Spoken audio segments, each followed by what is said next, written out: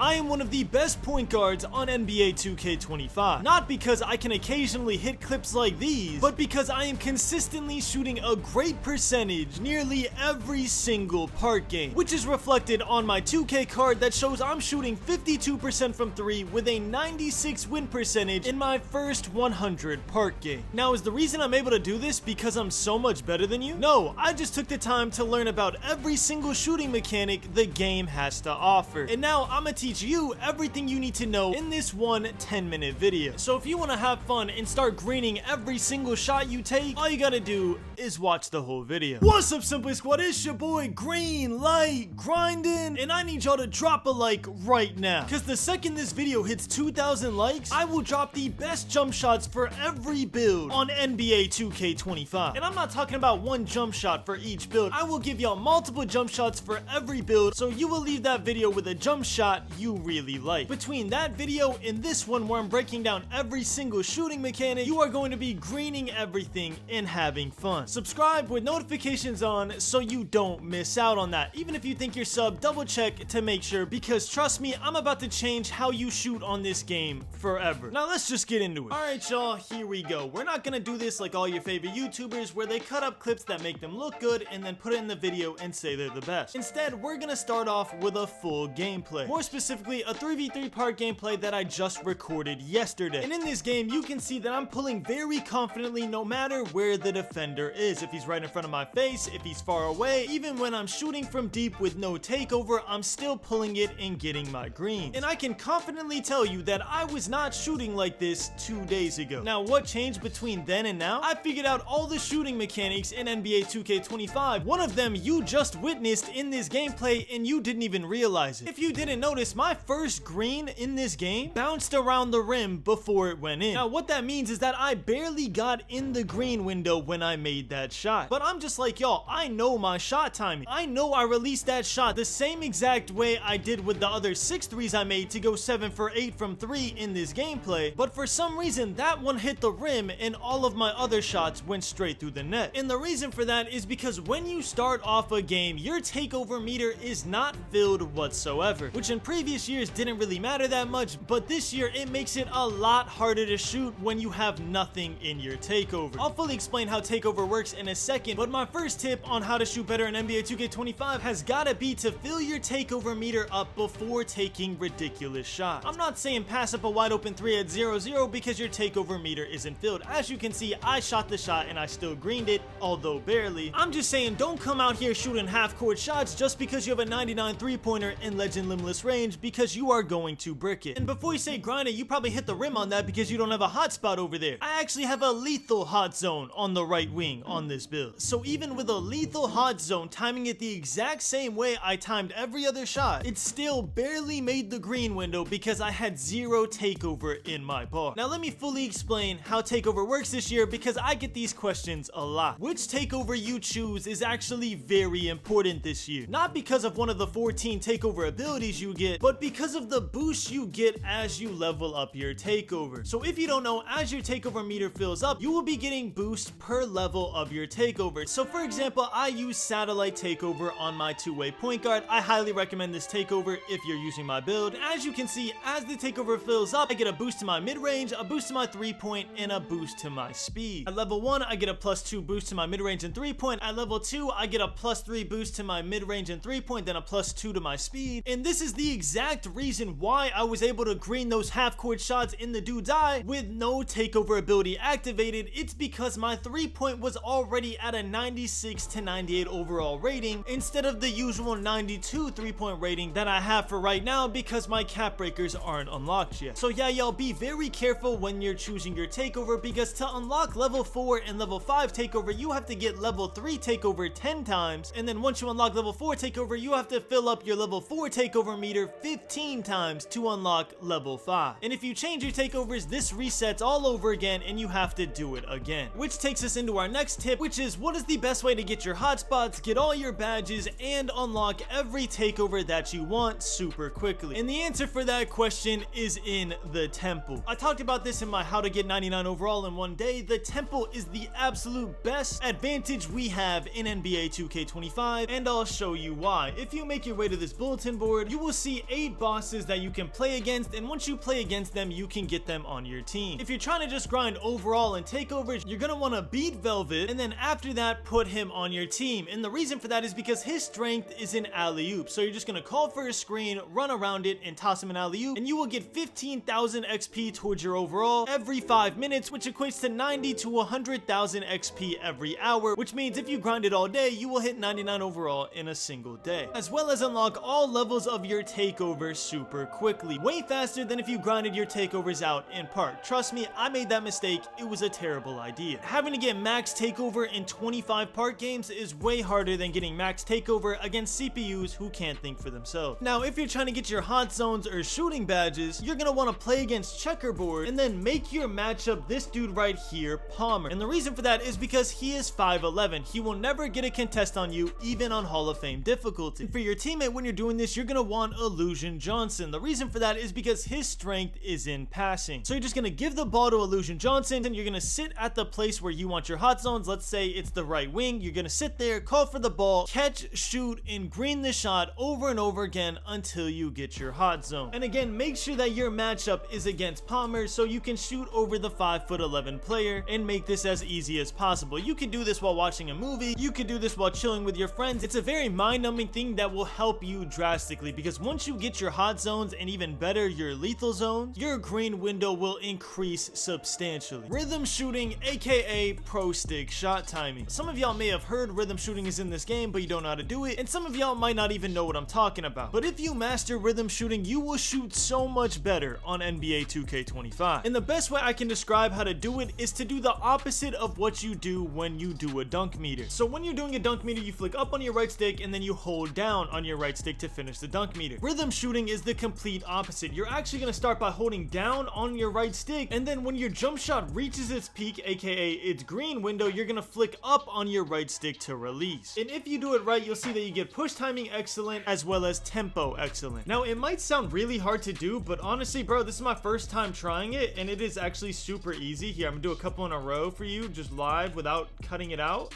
It's honestly pretty easy. You see a couple balls on the court. I had to get used to it at first, but now that I'm used to it, I think that's 4 in a row. 5 maybe. Oh, that's off. All right, our timing was good on that one, but our tempo wasn't. And then here, you can do it off the dribble too. Off the dribble, it's a lot harder. I would recommend starting off by doing exactly this, just learning it on catch and shoot shots, probably in the game only shooting it off catch and shoot shots. And then once you lab it a little bit more, then you can try it off the dribble. Here, I'll try one off the dribble and try not to embarrass myself. Okay, we greened it. All right, there we go. Yeah, that's how you do pro stick shot timing. Basically, you hold down on your right stick and then you flick up on your right stick whenever you want to release it. The next 2 shooting tips I have for you are kind of generic, but they are still super important. One, I hate to say this because it costs a lot of VC, but you need jump shot boost. Absolutely need jump shot boost to shoot effectively in this game. I'd say more than any other year. In other years, we needed it too. Y'all, when I tell you I was on a 30-game win streak in park, absolutely dominating, and then on my 31st and 32nd game, I shot 0 for 5 both games. And I was absolutely stunned because I had just been killing it, but when I stepped off the spot, I realized I had just ran out of my jump shot boost, which is actually insane to me. I'm a 99 overall player with hot zones and lethal zones,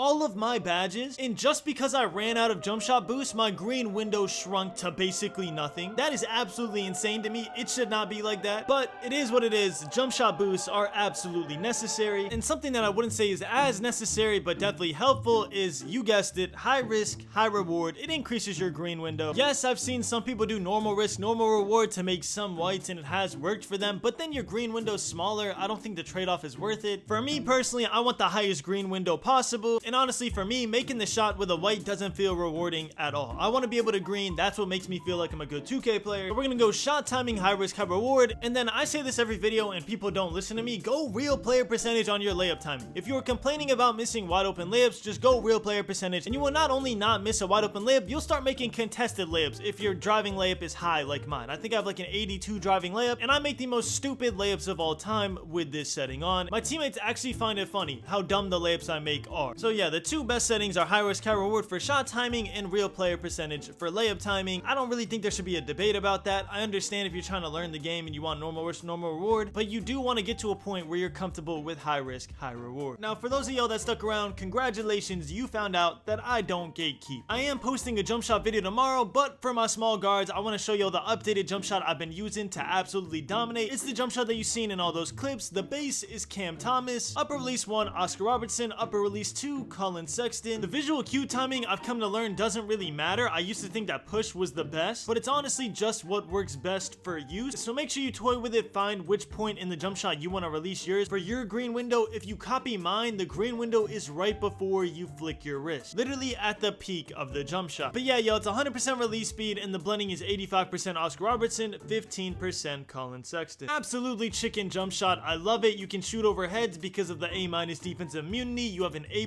release height and A+ release speed. Only thing that's a little bit lower than I thought it was an A-, but it actually is a C, is the timing stability. But me personally, after following all these tips, I've had no issues whatsoever since I put it on. I'm currently live on Twitch, twitch.tv/simplygrinding. So if you want to come watch live, I'll probably be on this point guard or my center build in the rec. Depending on when you come through the stream, that's what you'll be seeing. But yeah, y'all, obviously there's other things that can help improve your shooting or just your latency on games in general. I'm sure y'all have heard this before. I used to play on TV on 2K19. I switched to monitor. Obviously the delay is less than on a monitor, but I'm not going to tell y'all to spend $300 so you can shoot on 2K25. That just isn't worth it. Also, if you're able to plug a USB into your controller, either PlayStation or Xbox, it helps when you have a wired controller to remove the latency and just get a real-time cue on your jump shot. But again, I wanted to save those till the end because those are like hardware issues and like equipment issues, and not everybody's going to be as fortunate to be able to get those. So don't think you have to go get the best monitor in the world to shoot on 2K. You will be perfectly fine. The last thing I want to say is give yourself some time, man. It is 3 days into the game. I know you're out here seeing every YouTuber on the planet and every person on Twitter clipping their absolute best clips and making you feel like you're trash at the game because you haven't greened everything. That is just not true, bro. It is a hard game to shoot on. Genuinely, it is a very hard game to shoot on. 50% is the new 70%, and if you're shooting 60% from 3, you're literally just a god amongst men at this point, bro. I don't know. I'm gonna try and aim for 55% by the end of this week, and if I don't reach 55% by the end of the week, I might have y'all with a 2K25 giveaway, so stay tuned for that. Make sure your sub with notifications on so you can enter. But yeah, y'all, it's a video game. It's meant to be fun. Do not put so much pressure on yourself to green everything. I don't care if your teammates are calling you trash, bro. I don't care if your friends think you're bad. Just play the game, have fun like you're meant to, and just relax. After a long day of school, work, whatever you got going on, bro, you're married, you got kids, or maybe you're a 5-star athlete and you're just playing for fun, bro. Whatever it is, do not stress a video game. It is not worth it, and that is coming from the #1 no life himself. Anyways, y'all, thank you so much for watching. I love you all, and as always,